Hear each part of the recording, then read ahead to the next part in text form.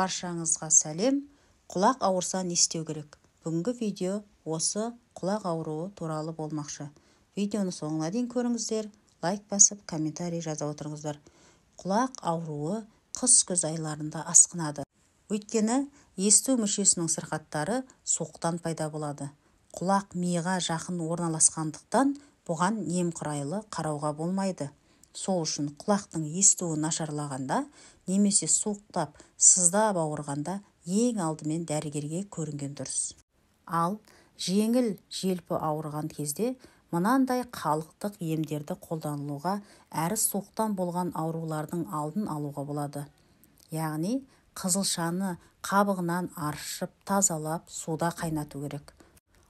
Оны ұсақтап турап, балмен араластырып, дәкеге орап құлақтың ішіне жылыдай салып 1,5 сағаттай ұстаңыз. Немесе пиязды майдалап турап, дәкеге орап құлаққа салыңыз. Терең емес, бергі жағына ғана. Құлағыңыздың ауырғаны басылады. Дәл осылай мұрын аурулары кезінде де пиязды пайдалансаңыз көмектеседі. Және де құлақ суықтап қақсап ауырғанда жылытылған глицеринге немесе жалбыз тұнбасына малынған мақтаны құлаққа тығындап салып, сыртынан қалың орамалмен байлап ұйықтаңыз. Құлақ естуі төмендегенде күніне 1 дана лимонды қабығымен қоса жеу керек. 1 аптаның ішінде нәтижесі байқалуы тиіс.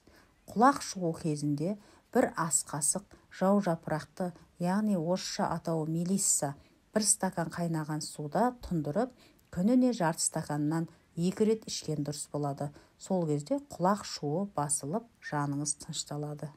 Тағы бір құлақ ауырғанда жедел түрде жасалатын бір емді айта кетейін.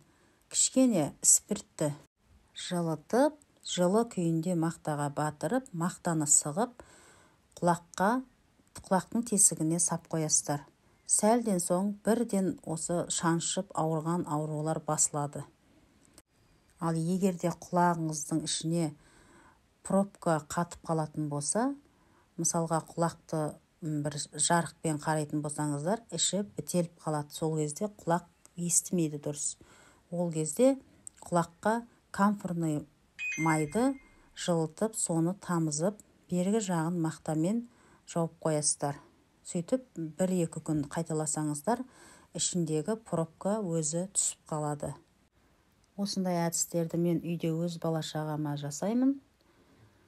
Тез көмектеседі. Сіздер де жасап көріңіздер.